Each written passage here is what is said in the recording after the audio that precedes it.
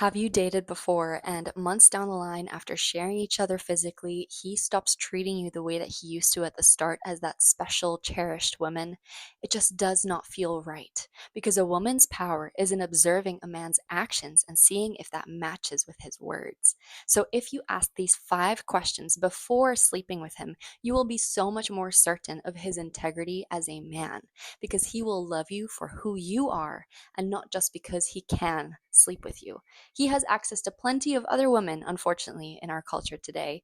But you don't have to be the one who diminishes her own standards of worth in order for him to remain. Anxious attachment women thinking, if I don't sleep with him, he will leave.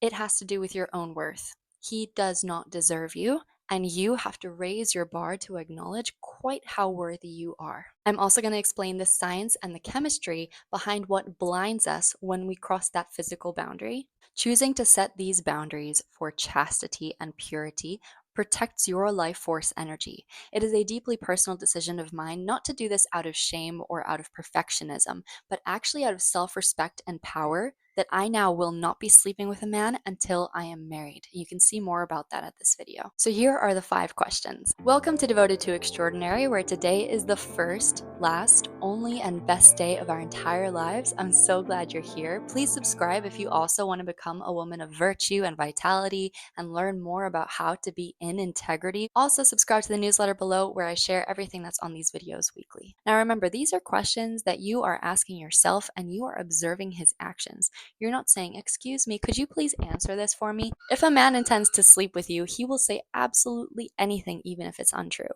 He will say that he is a wonderful, chivalrous person. He will take you on dates, give you flowers, but it's only an act, and a performance cannot be held for a very long time, which is why we let time do its thing and show us the truth. The first question to ask before you sleep with a man is, does he ask me questions about my inner world and actually care to listen to the answers? Does he care that I am Angela and not Pamela, Sandra, or Rita?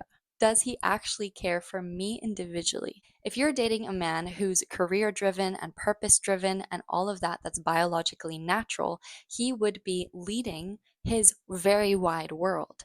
So the question is, does he think that you integrate well into his world, or does he also believe that he integrates well into your world? Does he simply want arm candy and someone who elevates his status because he's got this brand new asset every time he walks into a room? Or alongside that beautiful pride, is there also a nurturing of your world and him accompanying you into your circles? Can he support you in your achievements and in your endeavors? Or does he diminish your role in his world too? Is that imbalanced? So the effort has to be mutual for him integrating into your world as well as you integrating into his. Does he love you for you? Many women are raised to be curious about men, but not to expect curiosity in return. So the key here really is to put yourself and your world first, in that it is so wide and so great and so colorful. You are so entertained by your own life and so filled with joy that when a man comes along, he is not your ticket to that life. You already have that life without him. If you don't, that is what you need to work on. Go do something you enjoy, have more hobbies, spend time with your girlfriends until there comes a day that you notice that all the dopamine that you've been receiving has nothing to do with men. I think every person is a world, so if he is not interested in your world, in your dreams, and your thoughts, that's a red flag. He needs to also care about the impact that he has on your life and the influence of his leadership, because connection goes both ways. The second question to ask before you sleep with him is he reliable? Does he do what he says he will do? This is what determines integrity. How you do anything is how you do everything. It's not about perfection. It's about being consistent and stable and someone that a woman can depend on. You're estimating how safe you're going to be with this person in a long-term relationship. The small things are what make a life. It's the little hint of a smile, it's the connection with the eyes across a room. And if he's not making a point of connecting with you, if he's not thinking of you in his day to day and making small little efforts that make you feel special, will he do that in a long term relationship? How someone shows up for small promises is how they'll show up for the big ones. Now, I'm not saying to be nitpicky and to hold him to absolutely every single thing. We are human. But definitely, when it counts, does he show up for you? The third question to ask about a man before you sleep with him is, how does he treat those with lesser social status? Watch how he speaks to the waitress, to the Uber driver, to the man who washes his car. Especially watch how he speaks to his mother. This is how he's going to regard you in the long term, especially when the honeymoon fades. If a person is decent and has class as one of their values in a foundational way, they will just treat other people, no matter their status, as human, as relatable, assuming the best of them, not otherwise. Not demeaning, not pushing down. The fourth question to ask before you sleep with a man is, how does he act when he gets angry or stressed? The easiest thing to do in life is to be happy when the environment around you is mirroring back that there's no reason to be sad. When you've just met a person who you're incredibly attracted to and you have all these inconclusive, mysterious questions around their story, we start filling them automatically with who we believe they are according to little gestures and little comments that are made here and there, alongside a bunch of made up stuff that is just our illusion, especially if you're an anxious attachment girly. It is not love to idealize somebody, because what you're ultimately doing is you're not allowing them to show up as they are. If they come to you stressed or worried or scared, and you don't match that with part of their character in your mind, you're going to reject it, resist it, and deny the part of them that is insecure and needing you in love and emotional closeness. That is no way to grow a long term, steady, and happy and healthy relationship. So, we do not want to idealize here. How does this man act when he is angry or when he's stressed?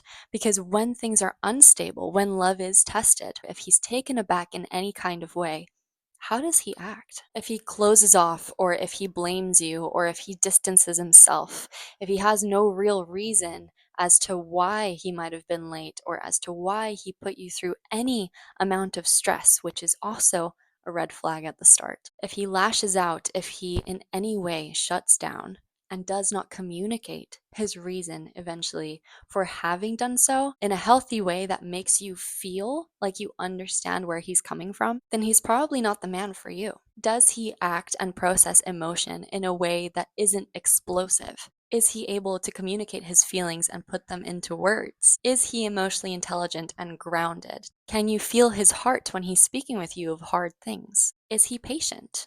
Especially, is he patient when he speaks with you of hard things? One of the largest green flags I have ever felt is when somebody is loving and still caring when things are hard to talk about, when they can breathe through a trigger and put first and foremost your relationship and the care that they have for you before the issue.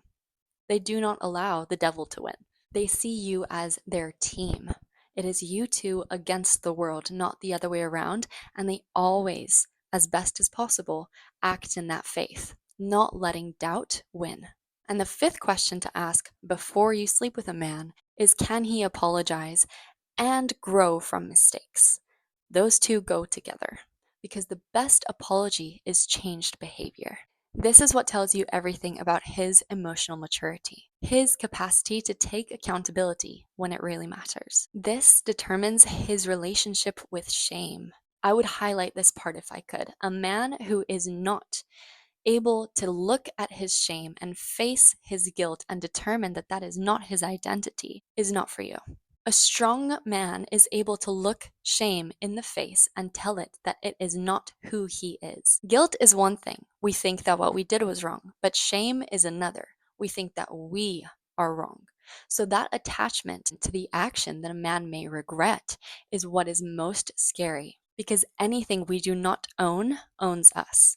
Any fear, any shame, any doubt, any guilt, any remorse will grow on its own between you and your man in a relationship if it's not both of you who are constantly facing the darkness, then it's both of you who are constantly engulfed by it. His relationship with shame is what will determine both of your relationship with love, just like your relationship with shame determines both of your relationship with love. A man who can't admit fault will make you carry his guilt. If you go out with a man who does not believe he deserves you from the offset, he will find evidence as to why he definitely does not deserve you. And that may come out in subconscious ways that he does not even recognize because he's not self aware. If a man thinks he does not deserve you because he is not capable of showing such levels of love, he will push you down in every possible way he can and make you feel lesser than in order to deserve you. He'll do his best to deserve you by trying to diminish you because he is convinced and he believes that he is less than you. Of course, the logic shows that because you chose him, you accept and love him. He is very worthy of your time, effort, patience, presence, love, life force, energy. But if he doesn't believe it, no person will ever accept more than the love they're able to give. And when that hit me, it really hurt because no person will ever accept more than the love than they are able to give and their capacity to share. Not only do we now have a man who is definitely confronting shame and who is definitely being able to apologize when he's wrong, but also he is changing his behavior accordingly. He must at this point know how best he can love you, and therefore, does he step up to the plate permanently? Does he change his actions steadily over a good amount of time, or does he only show up for a couple of days after discussing it, hoping to have appeased the situation, and then returning straight back to the behavior that he apologized for in the first place? Is it a set of character traits? Is it truly in his person? Or is he out of integrity in that way? So, those are the 5 questions, but here's the real thing. The only way to answer them is not to ask him, it's not to even ask yourself, because you are caught in this space of dreaminess and the oxytocin bonding and the dopamine levels high and just falling in love and in this blinded situation at the moment that you cannot trust the evidence that you're picking. Because, of course, you're going to see everything as beautiful greenness and flowers and roses. You want to ask the people closest to you because they see your blind spots best. You want to put you and your person in familial situations, friendship situations. You want to go out on social evenings where they can all also meet this person that you're dating in order to estimate and decide and tell you in their own way what they thought of this person, because that is unfiltered and truthful answering. We cannot always trust our own judgment, especially when we're craving that emotional connection and just choosing to filter out every red flag. The people in your life who know and love you, like your sister, your best friend, even your mother, would actually be able to tell you, I don't think he's the right fit for you, or did you see how he did that? Don't allow chemistry or charm to blind you temporarily from the things that will evidently break you up in the future. When we're left alone with our feelings, we can craft narratives that justify absolutely anything, especially when we want to believe that somebody is the one. The resource of community is what helps us pierce through that illusion. It reminds us of who we are and what we deserve. I promised you some science, so here it is. Your body will bond before your brain does. Sex releases powerful neurochemicals that can cloud your ability to see clearly. From a biological standpoint, physical intimacy creates deep emotional and neurological bonds that can override logical thinking and overlook negative traits or rationalize bad behavior. For example, oxytocin bonding creates deep emotional attachment and develops trust even if a person is not trustworthy. Dopamine creates a type of high, and then the cycle is constantly wanting to be repeated and chased because it feels so good to have. When we're obsessed with someone or infatuated, serotonin levels can dip. It makes us anxious and irrational for this to lower. So, if you're wondering why you keep returning to a toxic person, it is not out of weakness, it is out of biology. However, it's important to see these patterns and change according to your standards. A woman's power is in observing a man's actions, like I said before. However, patience is really not a strong virtue for anxious attachment girls. Being an anxious attachment woman is so hard. I've been there and I did all the hard work of repatterning as close to secure as I am today. Anxious attachment women, we think that we have to immediately catch him and that sleeping with him is going to keep him permanently there when it's just untrue. We think that they will abandon us if we don't sleep with them, and it's going to so hurt to consider that he might not want to be with me because if he doesn't answer to my text, then he's not interested anymore, even if it's just one afternoon, and I can't go without thinking about him or controlling the fact that we need to be on a date immediately. Otherwise, I don't know how he feels about me. And if he's not emotionally and physically bonded to me, then he's with somebody else. And here's the thing. Sex is the last thing to share with someone. We have so many other parts of our lives that they can be involved in and support us in. That's the goal of a relationship, to build and grow together, is to become better versions of ourselves because we have that synergy of one another's strengths. Not I put in all this effort and I give you all my life force and you give me nothing in return. And words are believed by anxious attachment girls who just want to know that he's your Prince Charming and the one and it and done. No, the only thing that is true and long lasting is what is built slowly, becomes trustworthy over time. Many of us were not taught how to observe. We were taught how to perform. We were taught how to be the good girl, the nice girl, the one who lets and allows and does what is comfortable for you first. Yes, what do you need? I've got you. Instead of what is right for me? What is my intuition telling me? Do I really want to sleep with him right now? Do I really want to? Did you just feel like you should? That urge to please in order to connect, in order to secure love quickly. It doesn't come from the best version of you. You may have been raised to be sweet and agreeable and selfless, to earn love through being easy to love, and therefore also diminishing your world, like we had in that first question. You may crave emotional closeness so deeply that you override your own intuition in order to get just a little bit, breadcrumbs, just to keep someone interested. At your core, you might believe that love can be lost at any moment and you have to do something to keep it. You are anxiously attached because you had inconsistent love as a child. If you had emotionally unpredictable caregivers, if their love for you was performance based, that is the subconscious belief that it creates. You have to do something, perform, and force in order to receive and keep love. You don't think you have it on your own. So we fear rejection or abandonment. We read into potential rather than observing consistent behavior. We idealize quickly, which actually means we don't love them fully. And we seek validation through intimacy, thinking that we get to keep them therefore. So physical intimacy and sex becomes a tool for emotional reassurance, not genuine desire. You're confused about your sexual power and boundaries. You're terrified of being seen as cold or dramatic or withholding. And you may think that being sexually available makes you more lovable. Anxious women ultimately believe that connection equals safety, even if it costs me myself. And unfortunately, it's a vicious cycle. Sleeping with someone too early because we disconnected from our intuition, feeling shameful for having done so. Like, why do I always do this? Increasing attachment, paradoxically, to someone who she barely knows. And then more resentment towards herself and him.